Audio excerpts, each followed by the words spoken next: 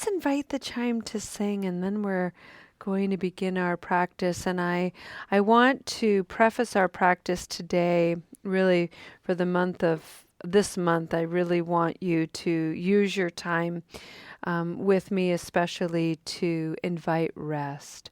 So let's invite the chime to sing, and let's invite a spirit of rest. Welcome, everyone. This is Recovery Dharma. My name is Julia. I'm one of the wonderful facilitators in this community, and I'd like to start our practice today with a sentiment of metta, loving kindness.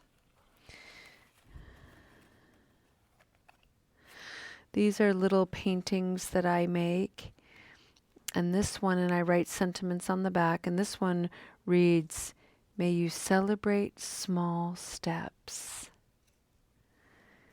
May you celebrate small steps. I love that. Every step is important. Forward steps, backward steps, twirly steps, side steps, skippy steps, wobbly steps, fall downy steps. They all matter. They're all informative. And so let's just arrive to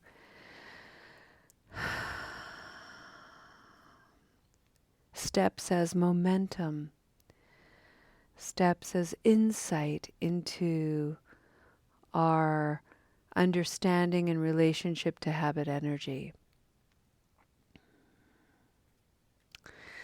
And let's also build a meditation this evening around the sub-theme for this month, for this week, I should say. For the month of August in the Spokane Sangha, we are exploring the theme trust and betrayal. And my intention for bringing forward a very complex topic and actually pairing trust with its opposite, betrayal, is because when we examine the shadow aspects of a quality, of an idea, of a notion, it informs the light and bright aspects as well. And so, said another way, we don't really gain access to the nuance of trust in the absence of betrayal. We have to understand both and how they live in each of us and one another. So I've divided this month into various sub-themes, and this week we're going to explore the theme knowing and not knowing. And not knowing is actually a meditation practice that was brought forward by Roshi Bernie Glassman. And he created 3 tenets: not knowing, bearing witness, and compassionate action. And his way of, his approach was to learn to cultivate a presence that enables one to be in situations that are really difficult. So, for example, Bernie was doing a lot of hospice care. And he would sit with people who were dying, not really knowing what's happening in their body, what's happening in their life, with their families, with the ones that people are preparing to leave. And so there was a lot of uncertainty, a lot of not knowing. And that led him to begin to understand the value of simply bearing witness, watching, noticing, bearing witness to what's external to oneself, as well as bearing witness to whatever is arising within. And the more insight and understanding he was able to gain, the more access he had to compassionate action. Holding someone's hand, being a presence for someone to weep, knowing when to leave a situation as an act of compassion, particularly when what we are bearing witness to becomes overwhelming, becomes too much. And then we risk acting unskillfully or carelessly. And so the compassionate action then is to leave the situation. I really love the not knowing practice because it opens my mind anyway to curiosity. So today I just want to introduce the concept and play a little bit with the not knowing meditation. I like to put the concept of knowing and not knowing into the psychological terms of fixed mind and growth mind. And I want to remind everybody that these concepts are not to be compartmentalized in one is good and the other is bad. Both are necessary and both are alive in everyone. To have a knowing mind and a fixed mind, there are qualities about this that are really, really important because they determine your values. They determine the ethical nature of your conduct. You have certain fixed beliefs that act as a moral compass, for example. At the same time, a fixed mind, a knowing mind for me, when I'm in a negative, challenging, fixed, knowing mind, this is when I become righteous and incredulous. I just know. I know what's right for me, and guess what? I know what's right for you too. This mind, oh my God, it is so inflated at times and distorted. I have to laugh because it's ridiculous. But nevertheless, that's a part of my mind. That's a part of my perceptions, thought patterns, and stories. The good news is that I also have a not knowing mind, a growth mind. And a not knowing mind can have qualities within it that are insecure. When we don't know, we can feel a little nervous. When I'm in a situation and I don't know, I can feel pretty threatened. There's some voice in my head that's telling me I should know, because I heard that growing up. I should know this. Can't believe you don't know this. So it was my not knowing was weaponized against me. It's very, very common. And so when we're in a posture of not knowing, we can feel a little nervous, a little threatened. And in response to that, we can get defensive. And whenever we're in an insecure defensive posture, wise communication is often inaccessible. On the other hand, when we're in a not knowing mind state, a growth mind state, and we don't know, but we feel confident, we feel okay, this is the threshold into which we step into curiosity and wonder. I don't know. What's this all about? Would you look at that? What's this?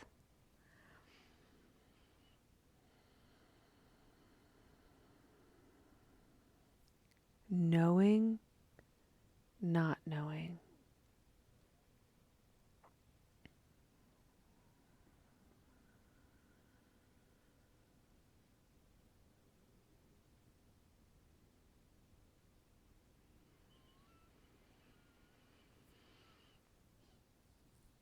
In the world of substance use disorder and habit energy, knowing and not knowing can arise and present and manifest in lots and lots of different ways.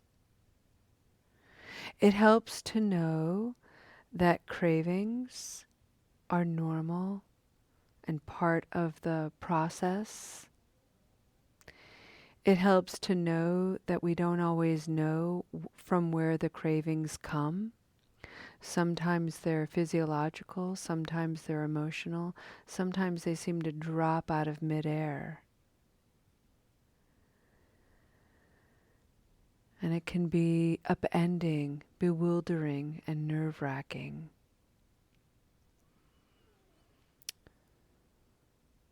To not know that we always have options can feed the insecurity.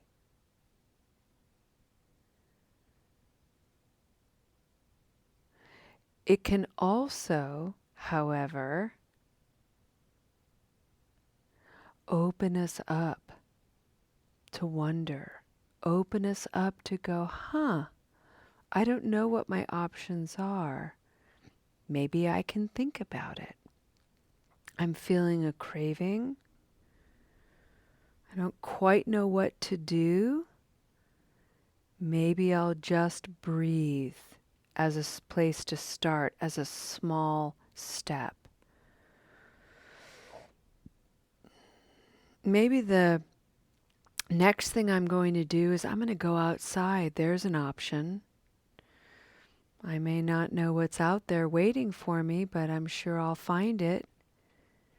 A curious mind, a growth mind is looking,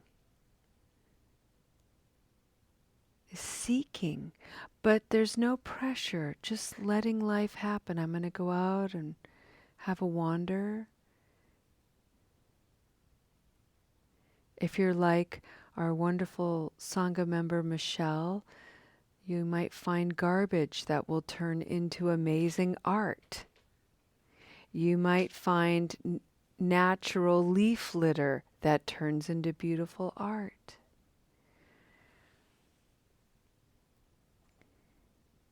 Maybe you're like Shansi, who has a camera with him all the time taking photos. Maybe you're like our wonderful friend Alan, who's going to go to his garden. So many options when we're open to grow and expand. We don't always have to know.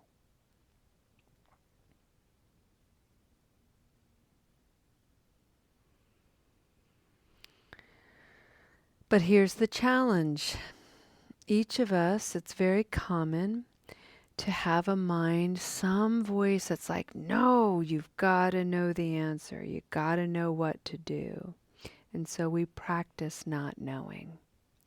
And Bernie's teaching on this that I was first made aware of at Upaya Institute with Roshi Joan Halifax. And I loved this meditation. And it's all about making up questions. Some that you know the answer to, and some that you don't. But answering every single question with the same phrase. I don't know. Over and over again, I don't know. What time is it?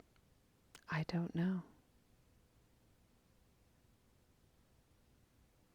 What's the weather outside? I don't know.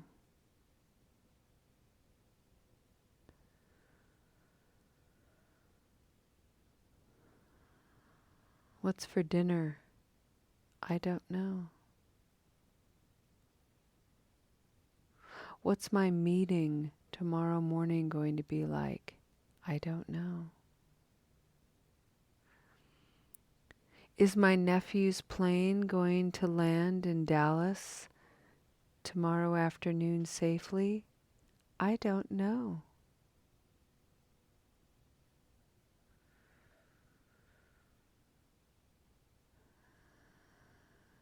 Is my loved one's health going to return? I don't know.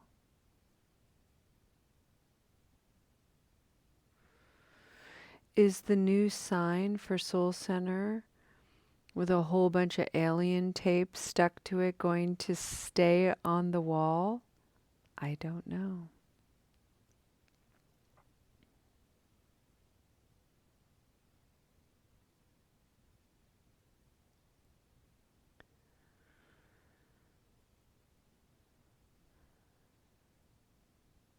The point of this practice is to learn to get comfortable not knowing, which begins to add support and confidence to those experiences that we encounter where there's uncertainty, question, where we feel insecure, not knowing.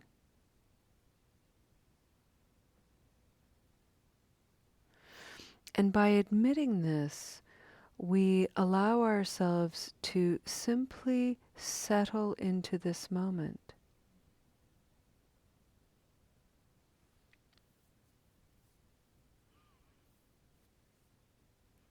I have an antagonist inner voice who's so quick, and she says things like, well, ugh, Julia, what do you know?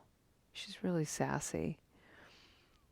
And I just have to respond to her, I don't know.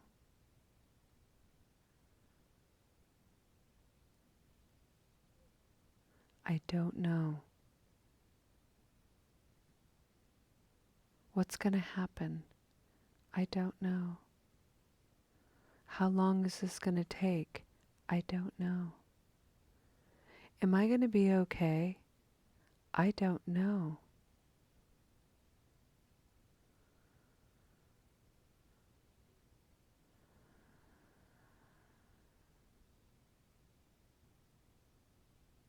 Come back to this moment. Come back to this breath. This is what we know.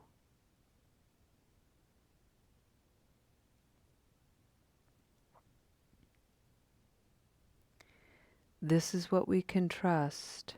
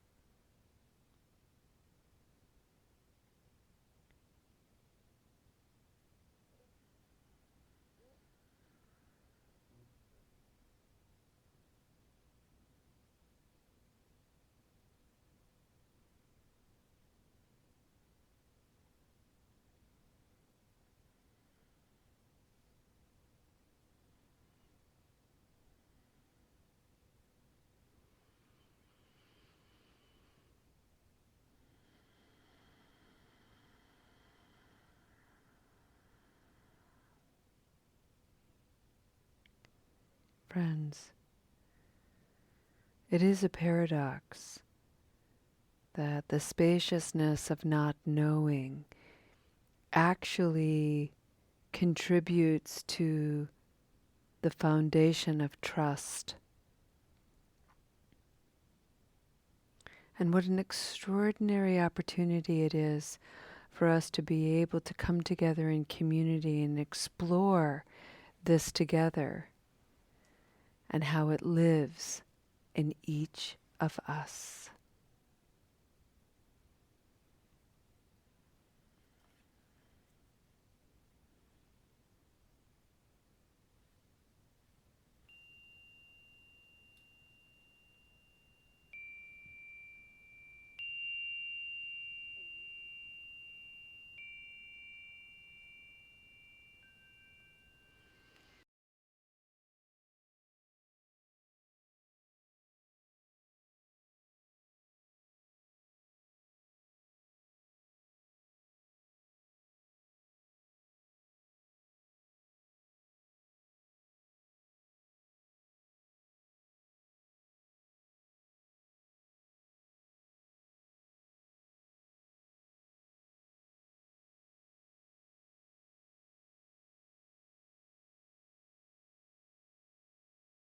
There, let's go ahead and end our practice today with a dedication of merit. I'd like to invite you all to take a noble posture, so sit nice and tall. Maybe even add a little bit of intentionality as we come into dedicating this practice. Maybe roll the shoulders back a little bit, open up the chest, maybe lead with the heart, turn the gaze inward, and take a deep breath.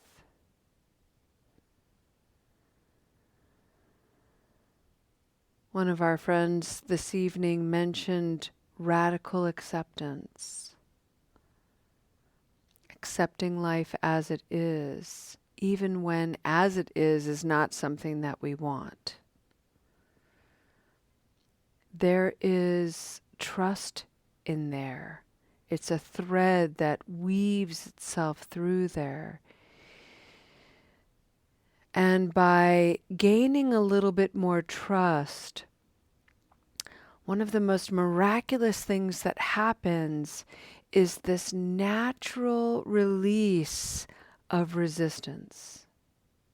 The more we can accept life as it is, trust that it is as it is, the less inclined we are to resist and fight and numb and distract in negative ways and disassociate in negative ways. We simply exercise this muscle of awareness that allows us to pay attention to what is happening. And it is radical. Most people are out there living reaction to reaction to reaction. So let's dedicate this practice to them. Anyone who hasn't found this awareness, anyone who doesn't have access to this practice, maybe because they're still in active habit energy, or they're in jail, or in the hospital, or maybe they're incredibly isolated in their homes or cars or on the street. Let's dedicate this practice of awareness, and may it fill us with a compassionate presence. A presence that can bear witness to suffering, even when we do not know what to do. A compassionate presence that keeps our minds clear and liberated. A compassionate presence that reminds people of their strength and resilience, their tenacity, and unbounded capacity to heal. May your practice be your light. Light the way for others. Thank you for your beautiful practice, friends. We'll see you next time. Namaste.